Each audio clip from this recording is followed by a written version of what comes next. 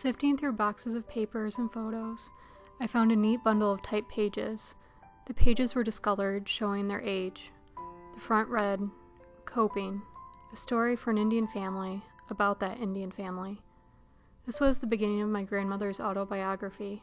Within the lines, she recalled childhood memories growing up as one child of 10, all of them together in one small house in Petoskey.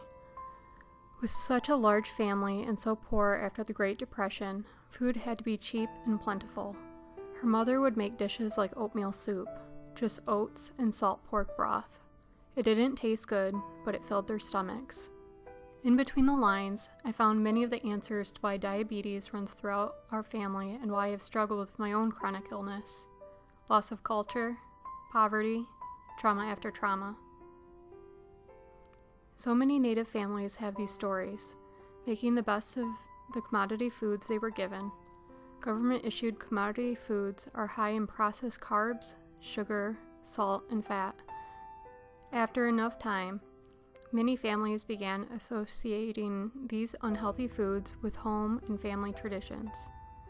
This was the beginning of diet-related illnesses, and our bodies tell these histories, and the devastating rates of diabetes, heart disease, obesity, and loss of life that are all too common in our communities. Food is something that connects us to all people, and most of all, it connects us to our families. It is how many express generosity, love, and celebrate culture. However, we also need it to nourish and be medicine to our bodies.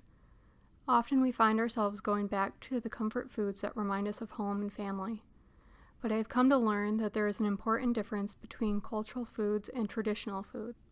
Cultural foods are those dishes that have a place in our history. They became staples out of necessity, and they speak to people's struggle to survive. But traditional foods are the foods of our ancestors. They're nutrient-dense foods that have a long history of promoting good health.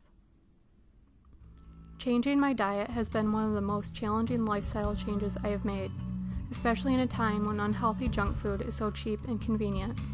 But making healthy food choices is one of the most rewarding gifts I can give myself, providing me with more energy, improving my health, and overall quality of life. My ancestors knew this, that eating good foods can give our families, communities, and ourselves a good life. I have the power to break the cycle of chronic illness and replace it with a legacy of wellness. It begins with me.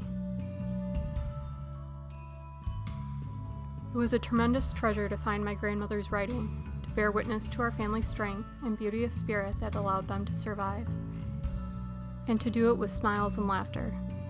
I can see that their hopes and dreams have come down to me, to not just survive, but thrive.